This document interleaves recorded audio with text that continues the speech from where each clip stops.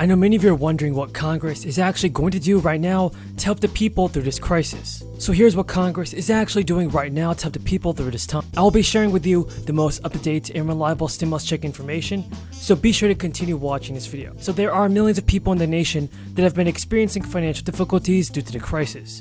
And the good news, everybody, is that many states are dipping into that large amount of cash that the government gave them. Several state governors are now giving out the fourth stimulus checks to specific groups of people. The requirements look different for each state, but all seem to have a few things in common, like failing to certain income thresholds and going through some kind of hardship. Not only that, folks, but listen to this. The state of Arizona has a different take when it comes to stimulus checks. They're giving them out to people who are going back to work. Arizona's Back to Work program is offering $2,000 to those who got a job after being on unemployment, but you have to hold down your new job for at least 8 weeks before getting the benefit. California is the only one of the list to give out this broad, sweeping stimulus check that look like the ones the federal government gave out. And Californians making $75,000 or less were sent a one-time check of $600 or $1,200 as part of the first Golden State stimulus program. In addition to this, folks, know this. In a second Golden State stimulus program, it can make you eligible for a second stimulus payment worth anywhere from $500 to $1,100. That's on top of the extra money the state paid out through the Young Child Tax Credit to those who have children 6 or younger. The state of Colorado has also decided to shift their focus to giving their stimulus checks to the unemployed. They sent $375 checks to folks who had forgotten at least one unemployment check payment between March 15th, 2020 and October 24th, 2020. And also in the state of Maine, disaster relief payments have been sent out. These $285 checks are going out as a thank you to those who are working during this workforce during the crisis. Further states, their fourth stimulus checks are taking on a new look as teacher bonuses. To show teachers the appreciation that they deserve, many states are giving teachers a fourth stimulus, but many lawmakers also believe that checks should go out to all Americans. So folks, a petition for $2,000 monthly stimulus checks is also underway. It has gained around 3 million signatures. The Denver restaurant owner started the petition in March 2020, just when businesses shut down, and to slow the spread of the crisis. So as the crisis dragged on, her petition gained traction, and more than 3 million people supported Congress, sending out recurring monthly payments to provide financial assistance to Americans.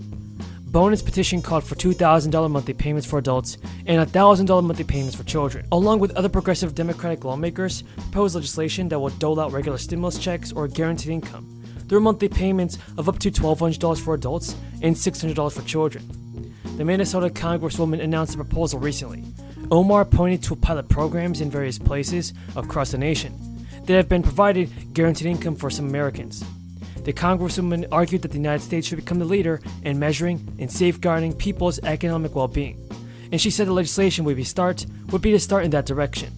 Now, the program, if the legislation were to pass, will begin sending out $1,200 checks to most Americans. It would also create a $2.5 billion grant program to fund guaranteed income programs across the nation.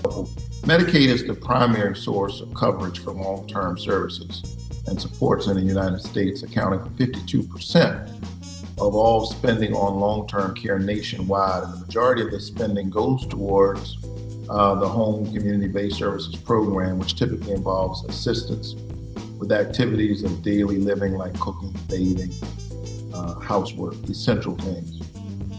And this is obviously limited to folks eligible for Medicaid, meaning there are many in Georgia who are not able to receive this support because Georgia continues to refuse to expand Medicaid, leaving hundreds of thousands of Georgians unable to receive these benefits. Mr. Kingsmore, you are currently a recipient of Medicaid HCBS.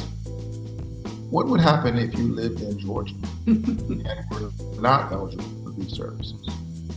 I would be in a home. I would be trapped in a system that didn't care. People get shoved in a corner and are unable to live the way they want or how they want.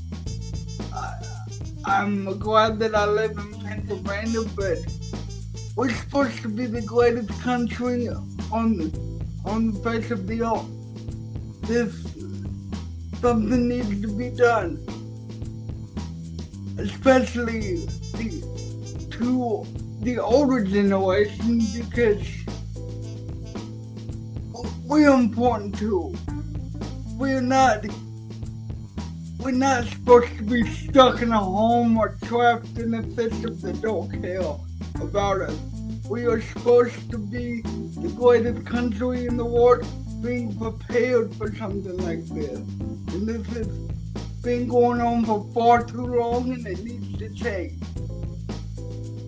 Thank you so very much. And what you describe as what would be your situation if you lived in Georgia is the situation of a number of Georgians. So thank you for your voice and courage on this.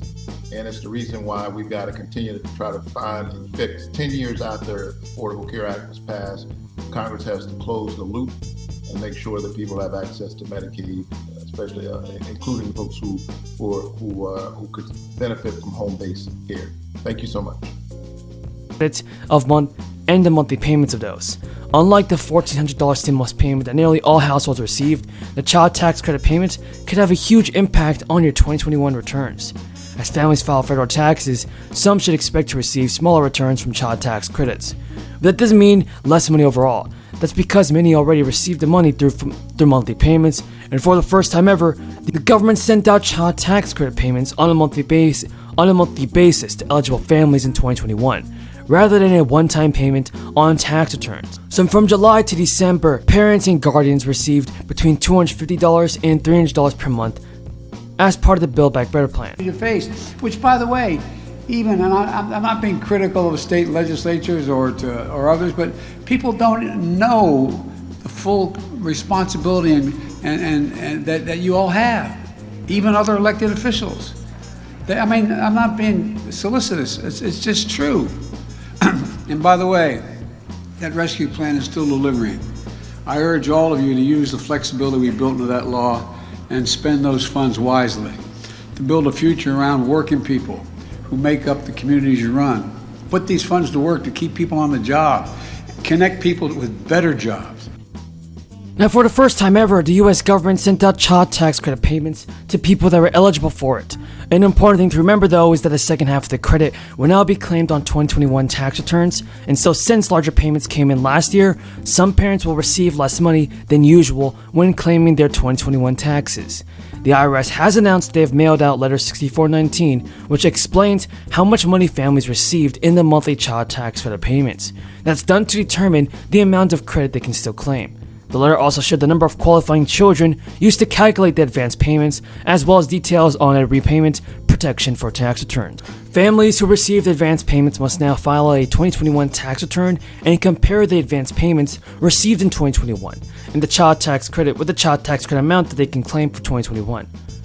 However, the IRS has said that there were also some eligible people who did not opt to receive advanced child tax credit payments, and they cannot claim the full amount of the credit for the 2021 tax